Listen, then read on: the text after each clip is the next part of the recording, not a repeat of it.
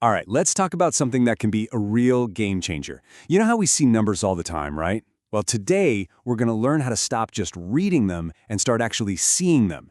It's all about turning confusing data into pictures that just click.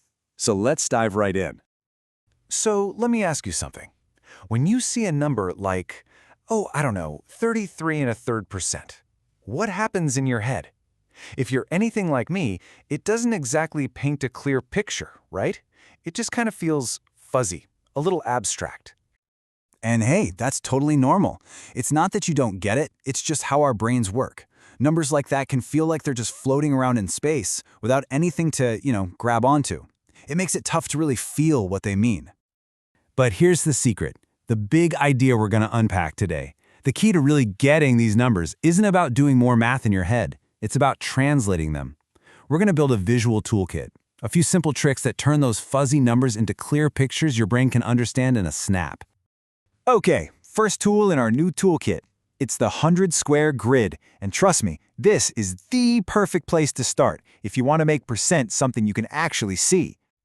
The magic here is actually hidden in the word itself, percent. It literally means per 100.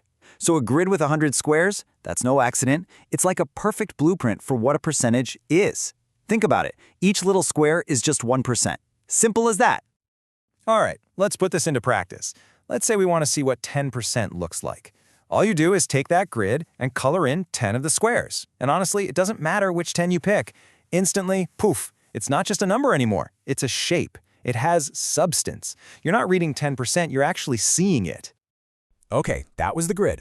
Now, let's grab our second tool, the simple number line.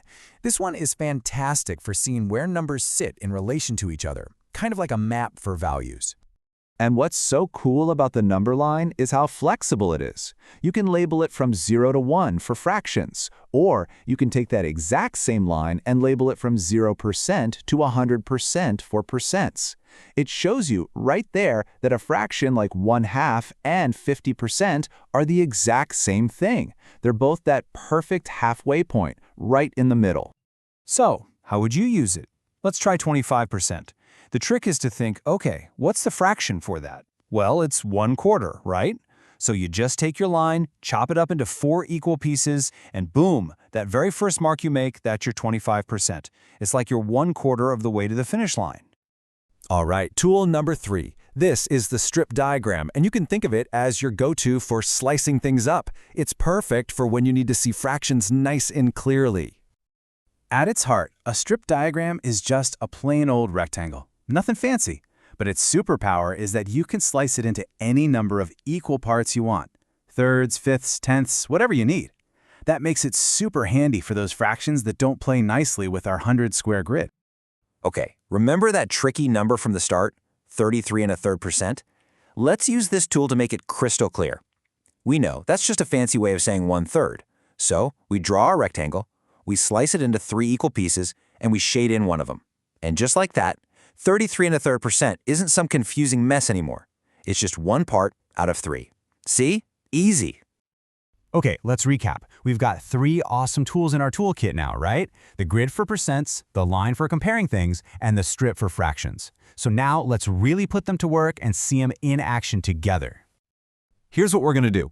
We'll take one number, let's say 75%, and we're going to look at it through all 3 of our new lenses. Pay attention to how each tool gives us a slightly different angle on the very same idea. First up, the strip diagram. We know 75% is the same as 3/4. So we divide the bar into 4 parts, shade 3 of them, done. Super clean, super simple. You can immediately see that 3 out of 4 relationship. Next, let's use the 100 square grid. This one's about as straightforward as it gets. 75%, that's just 75 out of 100. So we shade in 75 of those little squares. And right away, you can feel how big of a chunk that is. It takes up most of the space. And last but not least, the number line. Again, we think 3/4. We split our line into 4 sections, and we land on that 3rd marker. It really shows you that 75% is, most of the way to the end. So look at that one number, 75%, but we saw it in 3 totally different, powerful ways.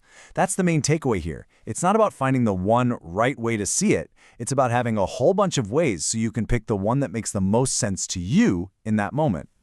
So let's boil this all down into a quick little cheat sheet for you. Think of the 10 by 10 grid as your go-to for any percent. 20%? Just color in 20 squares. Easy.